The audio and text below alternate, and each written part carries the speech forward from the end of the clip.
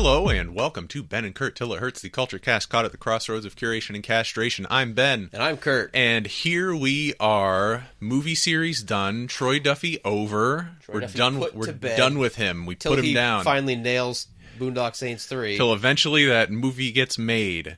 And this week, we're back on something we haven't done in a little while. It's been a lot of movies recently. Yeah. We're back on due to the music train, though. I'm excited. The groove train. The groove train. Yes, that's right. This week we are talking about GWAR's 2004 album War Party.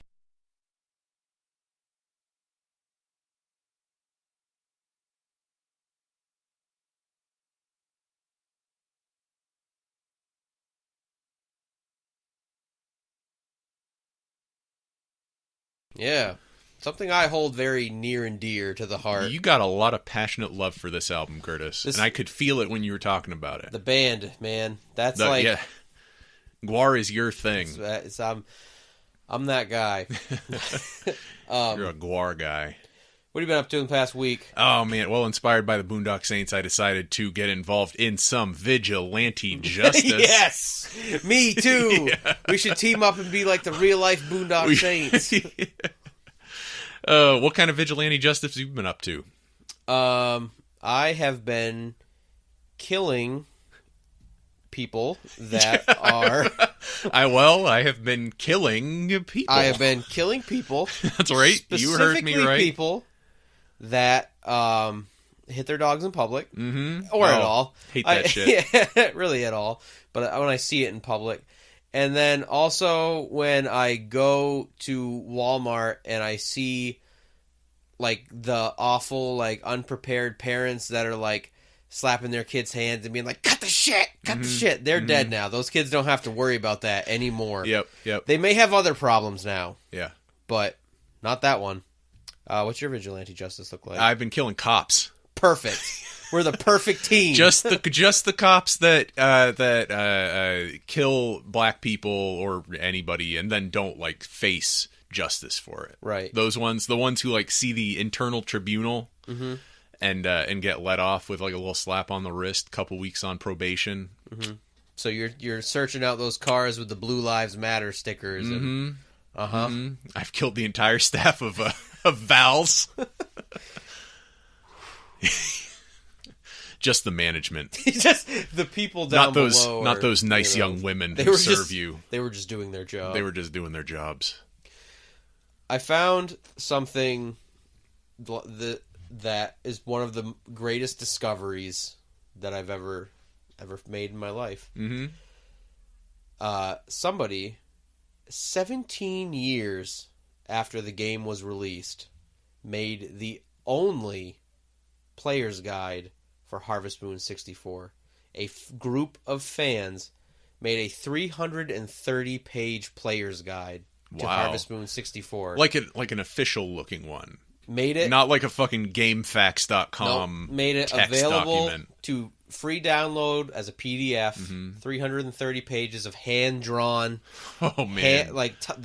The titles. They may, I don't know, maybe it's some cool script font that I don't know about, but it looks like a cool handwritten, like the headers of each section and everything.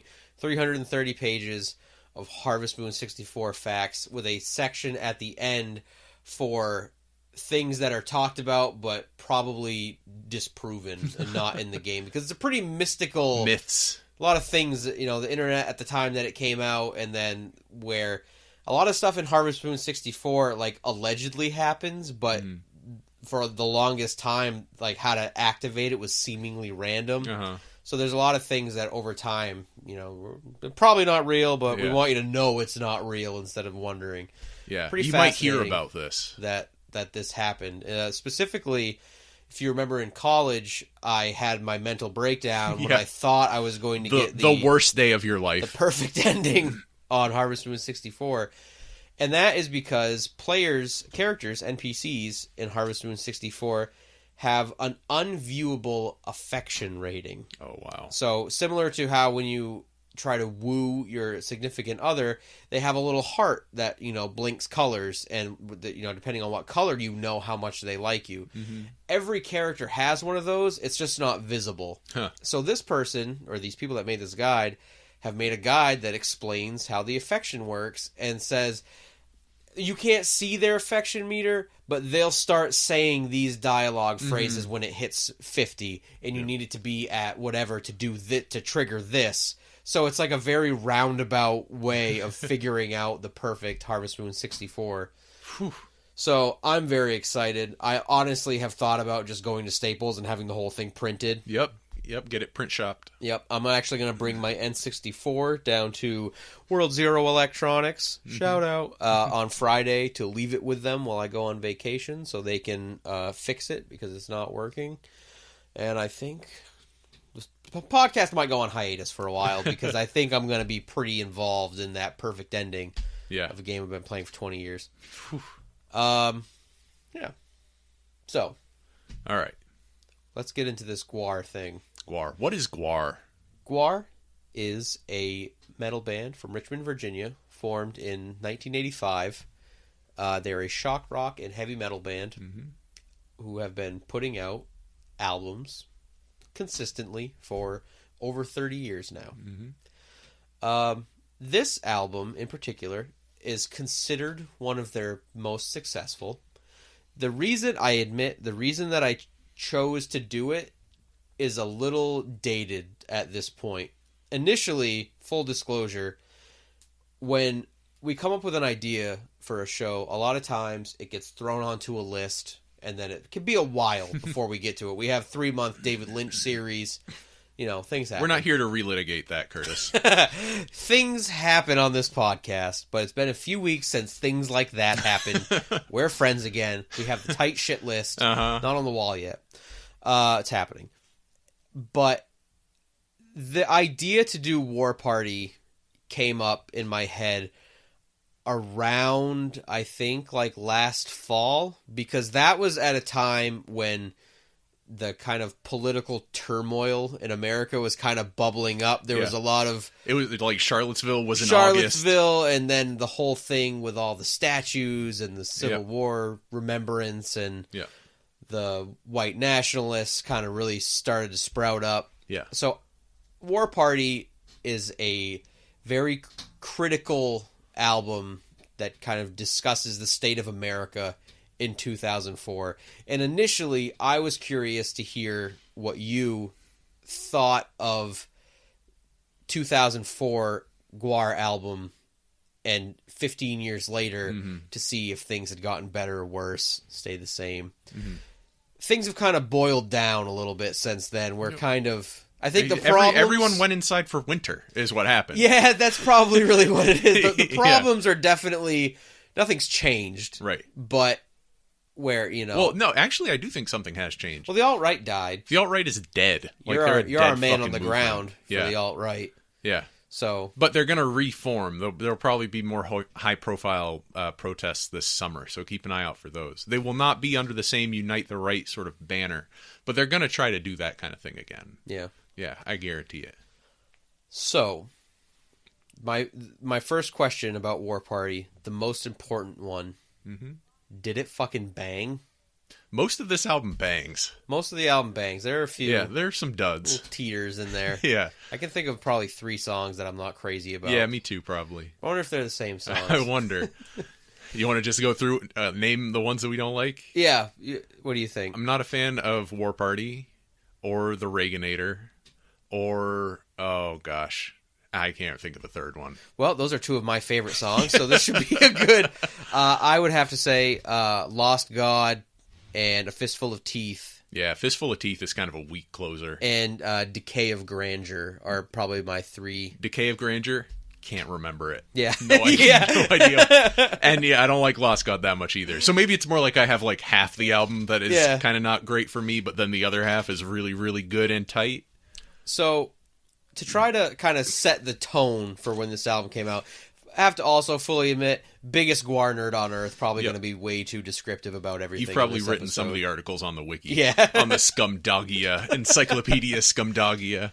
So, GWAR's first album came out in the mid-'80s, and they pretty much hit their peak for what most people would consider, like immediately on their second album. Like, their first real album was for a lot of people, their peak. And then their albums got progressively weirder and weirder as they went on, to the point where the band kind of became a joke that was like, yeah, if you go catch their live show, it's pretty cool because they wear costumes and spray blood on everybody and rape stuff. But it had... And that's 90s GWAR, right? Yeah. Like in really the 90s. petered out. Similar to fucking pro wrestling. Yeah. 1999's We Kill Everything was probably what's considered to be the lowest point in their career. In 2001, they rebranded GWAR and put out Violence Has Arrived, which was a complete turnaround to like a metalcore thrash metal. We're a metal band. Mm-hmm. And then War Party came out in 2004 with a new guitarist that really changed the whole sound. And it was like metal, political. We have a statement we're trying to say. This is 2004, so we had just gone to war in Iraq. Yeah, and it was been there for a couple years. Very critical album. Mm-hmm. So that's kind of where we start. I have to open a drink. This is going to be bad. Ready. Oh, so satisfying. Look at that spike. Love it. And then I keep talking about it, so I can't just edit it out simply. Anyway. What'd you think? Of War Party? Yeah. It was good. It was good, yeah. It was really good. I like Bring Back the Bomb opens the album, and it's a really strong opener. Like, it grabs you right from... There's no intro moment to War Party. It's like it really I put the CD in my car stereo and almost thought that it was missing a track. It just starts screaming at you. Yeah. Drums really bang on that one too. Yeah, I think that the whole the song has this like really propulsive momentum to it, and just the sense on the chorus that you get of it's like a punky thrashy taste to it, a little like spice to it, and the lyrics are really good. And yeah, can I just say the thing that I love most about this album? Please. Rest in peace, Dave Brockie, but like Odorous Urungus is an incredible vocalist. Yeah. All around, the character of Odorous Urungus has such vocal range. Not in terms of the notes that he can hit, but in terms of the tones that he can hit with his voice and the amount of character that he puts into his voice.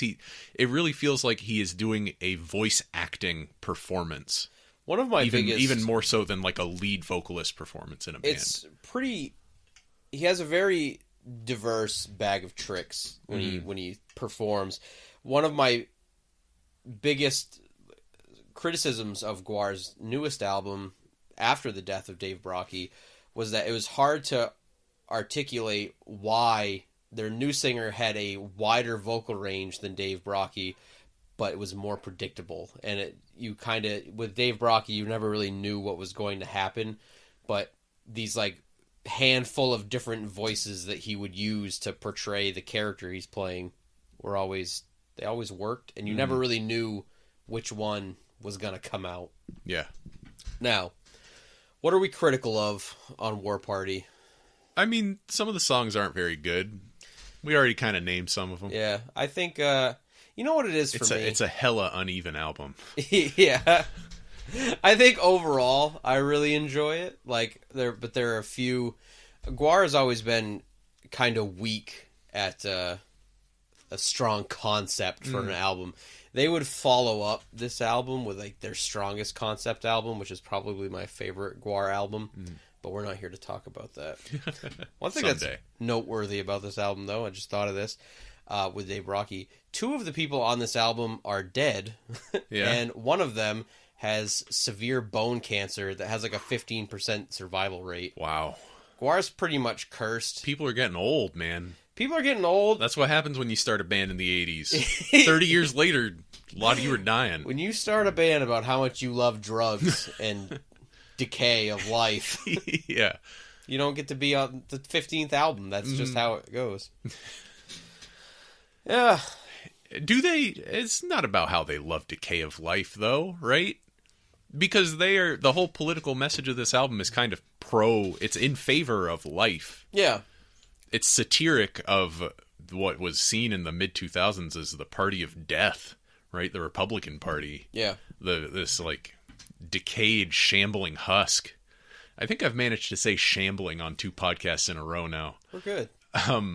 We're in the same wavelength as we were last week. Somehow. It's weird. It's weird how that works out. talking about two completely different things. But yeah, that even so one thing that I saw when I was reading a lot of the, call it criticism, call it what you want, call it forum posts, which I would call it when I was reading. Was literally what you would have to. When I was reading a lot of the like Metal Archives comments about this album, was people saying what you had just said, which is that it doesn't really hang on its theme too well. Like there are some songs that are about the War Party and some songs that are a little more tangential to it.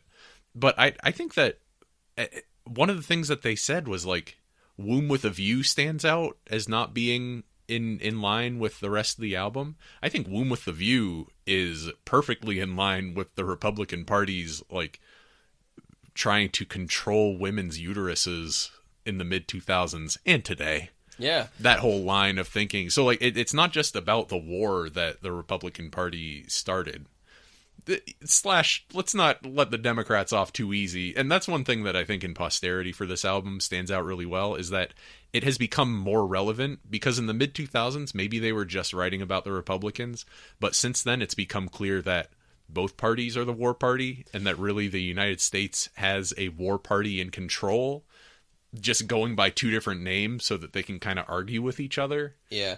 One of the most frightening, I hate to say that, like, first of all, I'm not even that young anymore, but I think something that has been so influential to my life that I have a hard time understanding that people not that much older than us don't have, is that I feel like people for our age, our worldview happens to be a lot bigger because you've just grown up with the internet. Mm-hmm. So if you like things, you've pretty much grown up finding ways to communicate with people all over the world just based on the fact that you like those things. Yeah. So I feel like that has to have a huge impact on the people, people from whatever country can't be that bad, because I've met a really good friend from that country based on our love of hip hop, or versus everything I know about this country I learned from watching my local news channel. Mm-hmm. And I think I think the idea is shifting. I do feel like people are moving towards kind of a maybe more critical of our own country view. Mm-hmm. And then, the idea that you can, it's people, it's not countries. It's, I don't know, maybe I'm totally bugged out on that. Yeah, I don't know, maybe. How about War Party, though? How about War Party? Let's rein that back in. Let's get back to what we're talking about after the podcast. Yeah, all right? After the podcast. New Ben and Curt. That's our new segment. We don't record it. Yeah, that's our new Year's resolution. Yeah. We're working towards it for episode 50. Mm-hmm. We're gonna wean off these. It's gonna be side conversations. It's gonna be a whole process. What else do you like about this album? I appreciate... What does this album mean to you? What does this album make you think of? I was super... This was the last GWAR album that had come out when I started to like GWAR. Which means it was probably one that I listened to the most and set the stage for why probably their next one was my favorite, because it was the first new one I got to experience. Yeah. I like... oh my god. Seeing where I can cut that out. I like the places that it goes. I was also reading like Dave Brockie's like blog, so I was kind of getting like the side notes, the personality that were like, behind this.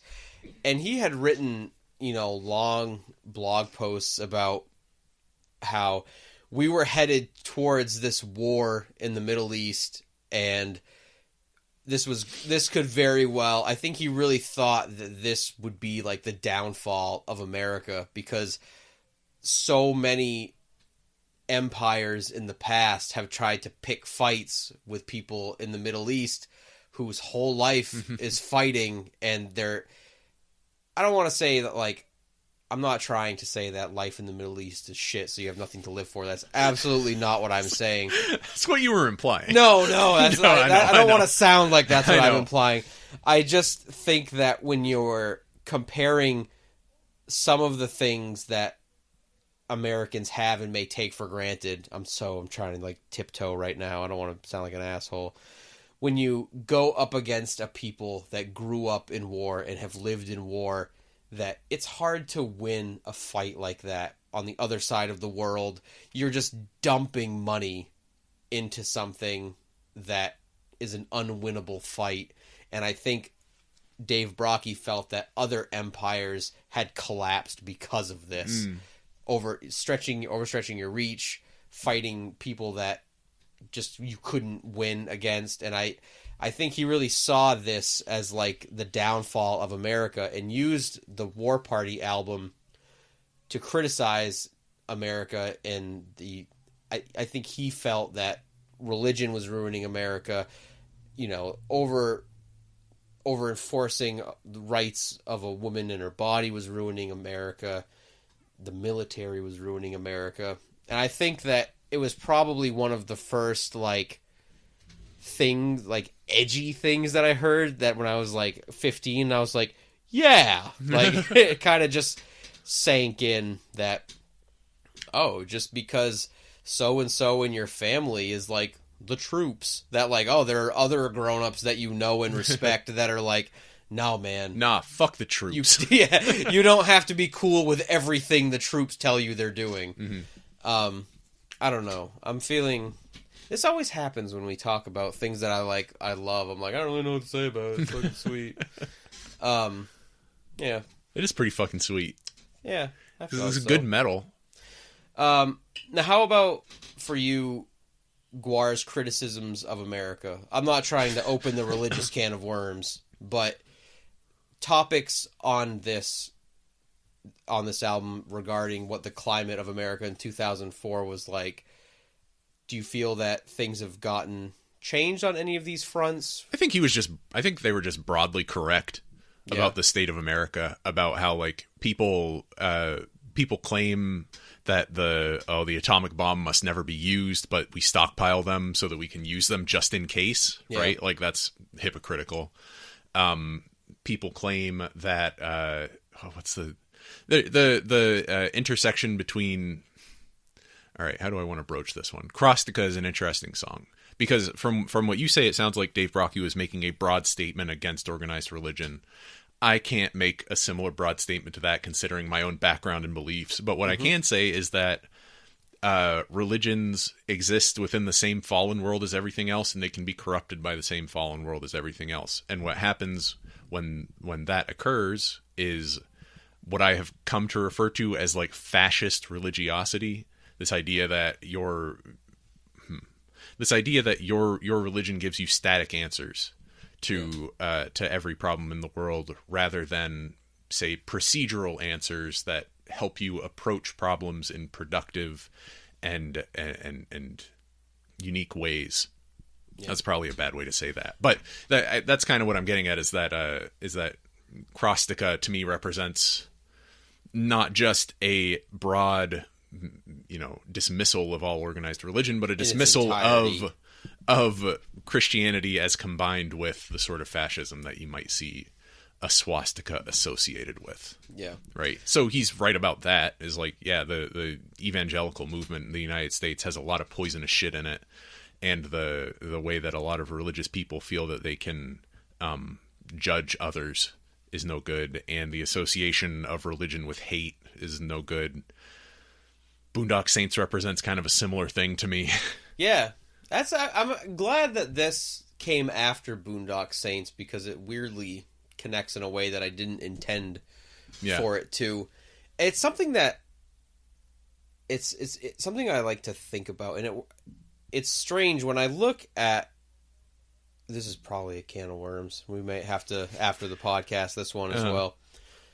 And it works with Boondock Saints, and I think it works when you talk about War Party, is that if you take a small town, or you take individual people, I think a religious community is so helpful for a town or a small group of people.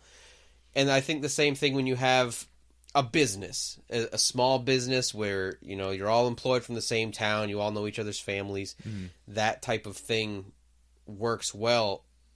somewhere along the way, when businesses become corporations and religions become these big conglomerate religions with mega churches, something is lost. And it's weird to me because these big institutions are still made up of individuals, but it's weird to me. They take on a life of their own. Yeah, and you start to... I mean, if you look at politics, you can still look at an individual politician and be like, man, fuck Paul Ryan. Glad that dude's not fucking running again. Yeah. But it's strange. It's weird how these things take on their own personality, and you can hate an institution, which is not even a thing. It's just a group of people. It's a thing insofar as we've all agreed to acknowledge corporations as things. You know, they are things in as much as money is a thing. Yeah. We've all decided, like, all right, if you go down to the business government office and say, hey, I run a corporation now, there's this thing called Facebook, and I run it, and it's a very important thing, and I need you to treat it that way. And everyone will say, yeah, okay, Facebook is a thing. Yeah. Yeah. It's no good, though. When they get out of control, they go haywire, because we treat them as though they're people, right? There's the famous Supreme Court hearing, or the Supreme Court judgment about corporations being able to pump unlimited money into politics via Citizens United, and the other one about giving them First Amendment rights so they can spend all their money on politics. And yeah, it's like we treat them like people, but they're like people in some ways, but they are very different from people in others, in that they know no national allegiance, they have no physical being, and they don't need to eat or sleep. Right? Very different. And also, they never die. They're made up of individuals who die, but the corporation itself never dies until it runs out of money, hereafter referred to as hit points. So if you start to imagine the world as a big Japanese RPG with corporations battling each other, their money is their hit points, and their only goal is to stay alive forever. That's all they want. All they crave is immortality. You start to realize why things are so bad. Yeah. Because we're giving them more and more qualities of humanity, when actually they have no qualities of humanity. And also, humanity is kind of a limited resource. There's only as much humanity as there are people. So if we take our humanity and we pump it into these corporations, they're stealing our humanity, Curtis. I'll lay it all out there. I talk a lot about how we live in a demon-haunted world. The demons in the demon-haunted world, many of them are corporations. Can we just fly off the handle? Can we go? No. Can we go there today? We got 1 more minute. All right, I've said my piece. Can we go there if we still keep it under an hour? Can we just fly today? This one might have to be a short one. I have to get home soon. Okay. But no, you can say your thing. I'm interested. No, I want to hear more about the demons, but that might have to be an after the podcast. Ask me a question about the demons, Curtis. I know demonic possession comes up a lot in our conversation, but I've never really elaborated on it. Yeah. And I realized that I don't elaborate on it because I assumed the worst about it. And I don't know that I assumed correctly. Okay. Now, the reason I don't like to talk about demonic possession is related to the fact that I don't believe in demonic possession.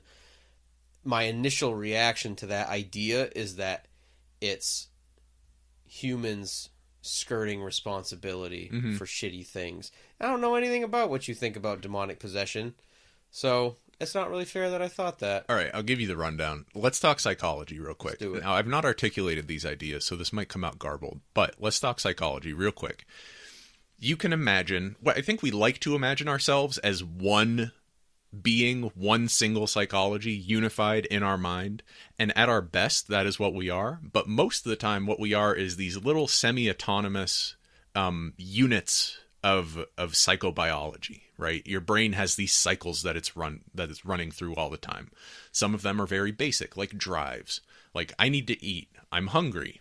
Suddenly, my brain, my hunger drive starts up and I go find food. Your lizard brain layer. Yeah, exactly. Your brain kind of descends. And when you have all those drives taken care of, you can go to the next section, which is like, I want to do something creative. So I have a creative portion of my brain. I have projects that I do, right?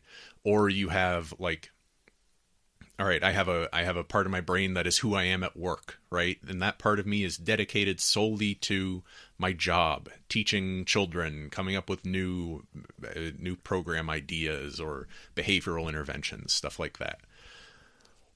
What I see as demonic possession is when some part of your brain is overtaken by an external autonomous unit of psychology that is destructive to your life and that may be destructive to the lives of others around you. So the theological way that I would phrase that is that it's whatever turns you away from God.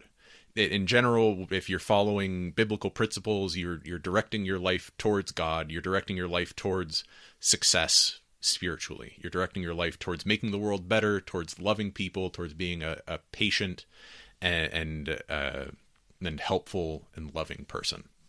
Whatever turns you away from that, turns you towards death, turns you towards destruction, turns you towards hatred, that is demonic possession. Rock and roll. Right? I follow. I follow. Okay. For never having articulated those thoughts, that was pretty... It worked okay? That was pretty on the level. All right, cool. So you didn't like Reaganator? Nah. It's whatever. I do want to read you a piece from this metal reviews thing. All right? While you're looking that up, I will say that I think I like the idea of the song Reaganator, maybe more than I actually like the song. I wasn't alive when Ronald Reagan was president, but from what I have gathered, whether you thought it was good or bad, America kind of changed under Reagan's presidency. And I think that it added to this superpower that America was. And I really like the idea that a song about a literal robotic zombification of Reagan that is hurling the America that it made towards this destructive war. I really think that that's pretty sweet. Mm. And I think in a lot of ways, I don't know much about the actual reality of it, but I'm very intrigued by, how much effect did Ronald Reagan have as president? I don't really know. He totally turned the Republican Party around. Yeah. So. Yeah, Ronald Reagan is largely responsible for the marriage between the religious right and the Republican Party that brought about many of the worst excesses of the Republican Party through the 90s and 2000s. So yeah, the characterization of the Republican Party as being run by a robot Reagan, not entirely inaccurate. In fact, it's metaphorically quite resonant. It's weird now too. I feel the same way about politicians, and I'll probably just like an old person by saying this, but I feel like American party systems are just becoming more and more split, and I feel like American politicians now look like cartoon characters compared to... They're so extreme and unrelenting in their beliefs that they're just like extreme versions. Even people 25 or 30 years ago wouldn't vote for the people of their own party because it's just too much. Like, I don't care to talk about Hillary Clinton or Donald Trump, or Bernie Sanders, but I know that you had that chunk of the Democratic Party that were your Bernie bros, Bernie Sanders was like, yo, I'm not running, don't vote for me. And then it affected the election because you had so many people that would say, I don't care, I'm voting for this guy no matter what. And I'm not saying they shouldn't have the right to do that, but look what fucking happened. No. Yeah, there's a wedge driven between us in America right now, and I think that the culprit is social media. Yeah, I think the internet and social media have caused us to divide along lines. I don't know if this is documented as like a psychological effect, but there is an impact that social media has, in my opinion, that causes people to move towards the extremes of whatever opinion spectrums they're on. Yeah. Because that's how you get heard. We live in an attention economy now. Like, politics has always been an attention economy in some way, because if you get your message out to the most people, then you have the highest chance of getting elected. But now with social media, where you can track per utterance exactly how popular each utterance was, it presents a skewed and distorted vision of the world. And I think it's bad. I think it's a bad thing. And I think that's a bad thing. It shouldn't have happened. Social media, very bad. You know, I think I will say one of the biggest positives of social media for me, I'm not saying that you don't agree with this, because this would be maybe not good if you did disagree, but I hear people really have an allegiance towards, it's, you know, their tribalism. And it's weird, because like I noticed the first time you know, I heard somebody in my family talk negatively about somebody from Boston. Mm-hmm. We're from Maine. Boston people are massholes, not good people. But then when you compare them to someone from further away, all of a sudden people from Boston aren't that bad, because they're still from New England. At least they're still Yankees. You know, we cheer for the same teams after all. You know, we still watch the Red Sox. Yeah. And it made me kind of question, like, well, why compared to, you know, this person, you know, if you compare them to your neighbor, you hate people from Boston. But if you compare them to somebody from, I don't know, whatever, Alabama, you'd rather hang out with somebody from Boston. Mm-hmm. And I think the internet has done a weird thing to my brain, for better or worse.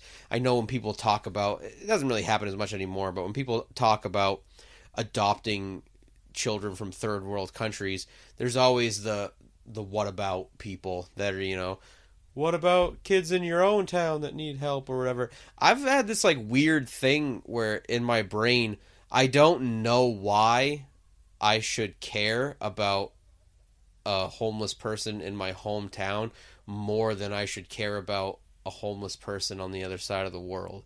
Like maybe I don't care enough, but I've entered this like area of like, yeah, I have no like cultural affinity to one person in bad circumstances versus another. I don't. Immigrants, bring them in. If we got the space, fucking bring them in. I hate the what about veterans, or any of the things that just distract from like actually doing anything. I'm going off the rails here, and I apologize. But I'm just trying to articulate that I feel like I have a wider connection to everybody in the world, but that has also disconnected relationships to people that are like near me. Do you think that's good or bad? That's what it all comes down to on this podcast. Is that good thing or bad thing? Ooh, does it go on the tight shit list? I don't know. I think it's good, but it's weird with me because I kind of have my uncertainty about how I feel about people in general. So yeah, you believe human beings have no inherent value. So yeah. Okay. But here, you know, I feel weird saying that because I don't want to say that. To be fair, Curtis, I say that jokingly because you said that one time. I do not believe that you truly believe that, because that is not how you act. I attribute value to people. I'd be bummed out if my mom died. Right. But I don't think people have value because they're people. Okay. All right. So you really believe that? I don't think... Yeah. I mean, kind of. Like, yeah. All right. We'll double down on it. I think I attribute value to life. I give value. I give life value, but I don't think that it is there on its own. You don't think it has inherent value? Yeah. All right. That's fine. Let's talk about War Party. Let's just... can I read you part from this metal? Please do. We were supposed to do that like 10 minutes ago. I'm sorry. This episode might not make the cut. This guy, what's his name? Tony. Big Tony on metalreviews.com is talking about GWAR. I'm just going to read you one paragraph from this review. He's generally quite positive about this album. He thinks it's one of the better GWAR albums. He ranks it, which is something that GWAR people seem to do a lot. It's like, let me give you my top 3 and my top 5 best GWAR albums. This is starting in medias res here. Womb with a View is another one of the gory songs about pretty much nothing, but is still one of my favorite GWAR songs of all time. Dismiss the song about women's issues as a song basically about nothing. Basically about nothing. Fuck you, Tony. That's metal culture right there, baby. It starts off with an outstanding guitar solo, which I have learned to play myself. Oh, fuck. Yeah. Tony's very good. Tony, this. I love you, Tony. While it's short and has odorous singing over part of it, it's nonetheless awesome. Decay of Grandeur. He's italicizing all these song titles, by the way, which is not fucking... That's not MLA. That's not what you do. It's not formatted correctly? No, you're supposed to quotation marks. Are you? Yeah, quotation marks around the individual pieces and italicize the work as a whole. So album titles get italicized. Individual songs get quotation marks. Been a while. Yeah, Decay of Grandeur is somewhat forgettable. Boy, do I agree with that. As it just leads on towards the next 2 tracks, which are amongst the best on the album War Party. The title track is a fun that's a pretty good run-on sentence that I didn't realize I was walking into. War Party, the title track, is a fun, mosh-worthy thrash piece, and that's about all it is, but it's great. Bone Snapper is the best song on War Party. It has a foreboding, clean-plucked guitar. I don't fucking know about that. Has a foreboding, clean-plucked guitar intro before the band picks up the slack and continues. Stop trying to rip off Metallica. Oh, I went there. Oh, yeah, sorry, GWAR fans. It's a big Metallica homage. Call it an homage. It's an homage. Before the band picks up the slack and continues on an epic and contemplative look at a merciless bastard who kills for fun in their mythos, the GWAR mythos. Fuck Bone Snapper is a character that recurs. Yeah, he's like the big T-Rex guy, right? Yeah. He looked pretty cool in like the stage show stuff that I looked at. Yeah. Bone Snapper is like a green-looking dinosaur thing from what I saw on stage. That's the quote from the article, that's not me. The song has one of the most memorable solos in thrash metal this decade. It's truly a beautiful and melodic solo with just the right amount of shred. Thank you, Corey Smoot. How do you quantify shred? Just the right amount. Just the right number of shred units to balance the atmosphere of dread, hatred, and malice that the song sets forth from the first note to the last. The Reaganator is a song about a cyborg/robotic Ronald Reagan, which I think is not only an overrated song, but an insult to the one person they shouldn't touch in their satire. Oh my God. Tony's a right-wing GWAR fan. Why didn't we lead in with this? Because it's important to build up to it with the fact that he learned to play the guitar solo on himself. I really like how... He's the one person they shouldn't have touched. GWAR, you went too far. You went too far. GWAR, raped babies. Yeah. Was fine. Raped babies. Babies you buried alive. Destroyed and raped pretty much every political figure from 1985 on. Raped by millions, I soon grew annoyed. Yes. But Reagan... You don't fucking touch Don't Ronald touch Reagan. the Reaganator. Wow. Well, I'm glad you brought that to the table. Yeah, there's a full review there. And I gotta tell you, the level of discourse surrounding GWAR that I found... generally not too much better than that. It's a lot of like listings, like coldly compiled lists. Did he say his favorite GWAR album? I can scan it if you want to vamp for a second. Yeah.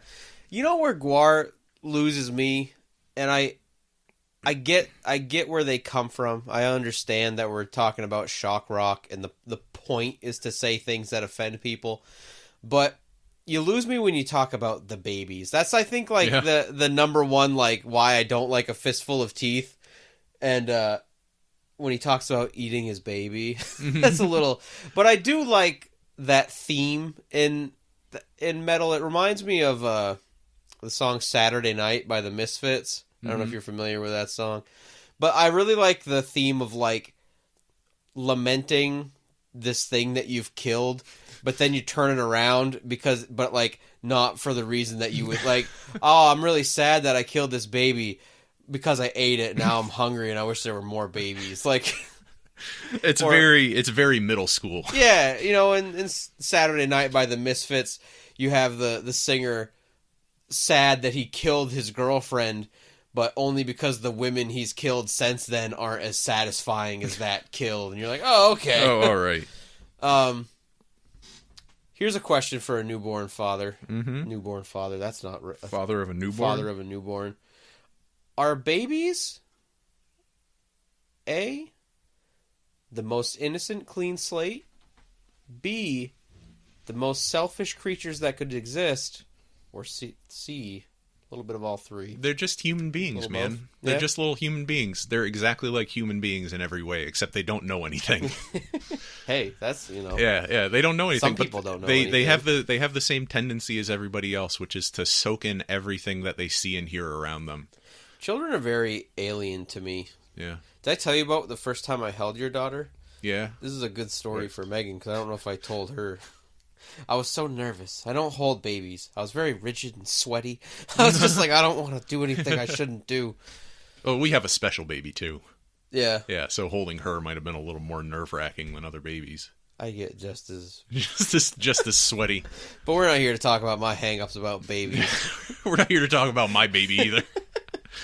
I don't know what Tony's favorite GWAR album is, but he starts his review complaining about how many metal reviews people complained that he overscored Lust in Space. Man, Lost in Space is not great. I genuinely thought that Lust in Space was better than Beyond Hell in some respects, but not all. What does that even mean? therefore deserved a couple extra points.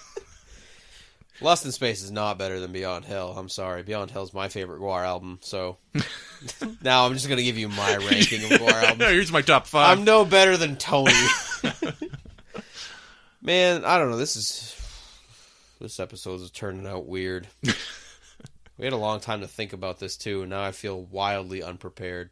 I feel like we've had some good talks about this album. We That's talked about good. some of our favorite songs.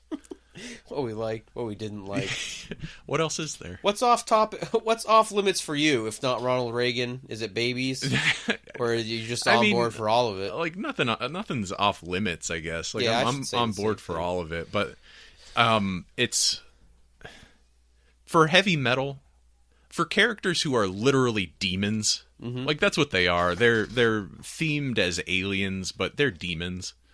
It's like, yeah, this is how demons would act. It's perfectly in character. Anything and everything in terms... I guess that's what it is. It's all about the context for me. Yeah. It's like nothing's off the table for GWAR because they're a band of demons.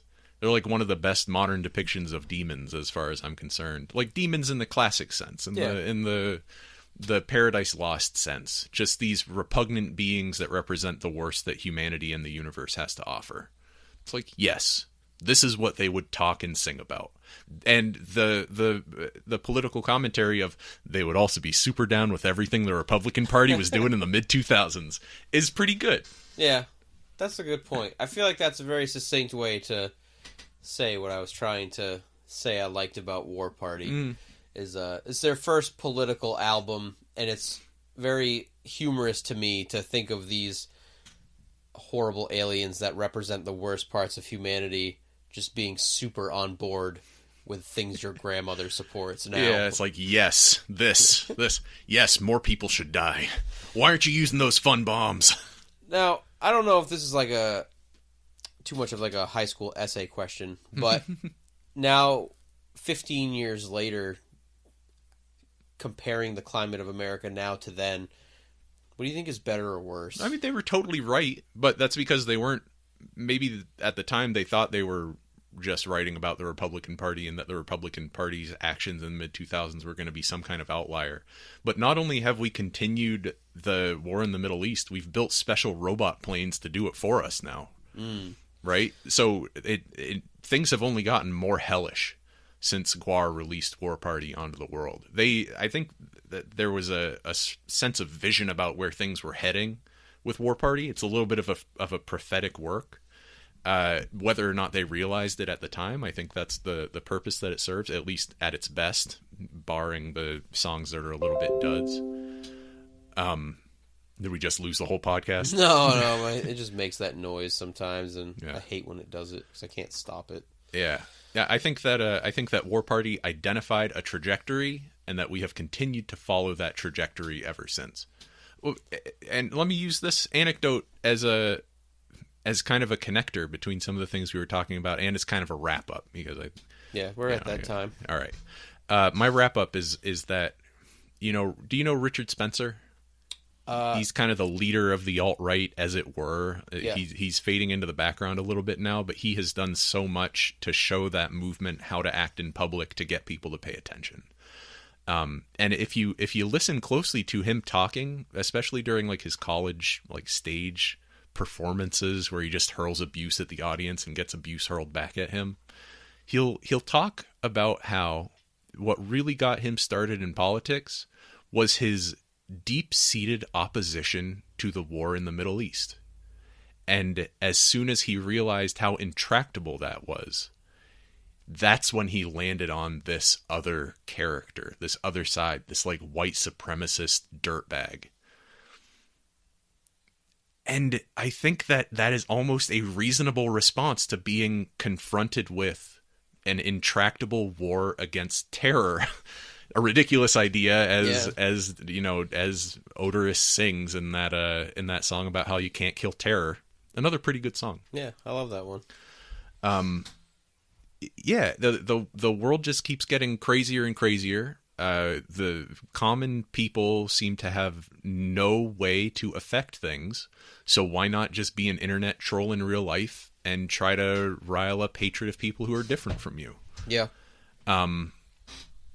So I do think that there is a connection between our current problem with white supremacy and the war in the Middle East, because it's like the worst thing going right now is probably the war in the Middle East. Yeah. Right there, it's open imperial connotations. It's something that we can only do because we were a superpower exiting World War II and we have control of the United Nations. It's bad shit overall. So let's all get lost in this weird hall of mirrors of identity politics that we've built for ourselves, because nothing's going to change about the really important thing. So let's just make the world worse around us. Yeah. Yeah, I think that's a pretty strong point to end on. I think for my final thoughts were, I think the album still really holds up. Mm-hmm. I think it's as metal. Yeah. Yeah. GWAR has weirdly always been kind of just so straightforward that their albums might not be flashy, but like there's no trendy metal aspects to them. You listen 10 years later and you're like, oh, it's just straightforward metal. Yeah. This song's like Metallica. Each one is pretty much just as relevant because it was never grasping at those like, oh, well, this really popular thing is happening right now. Yeah. And I really like I Wish You Can't Kill Terror was the last song on the album. That's a good solid 10 tracks without the Fistful of Teeth. Mm-hmm. And I really like that they paint this picture of America, even if it is a satirical, crazy over the top. It's a caricature. Yeah, thank you. Yeah. Version of it.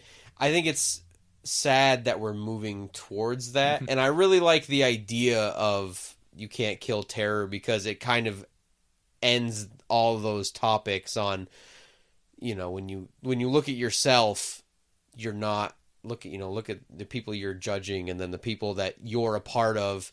There's the part about hanging people with some of like really resonant lyric, the like topics, they do down south. Yeah, the topics of race that have come up in the past couple of years.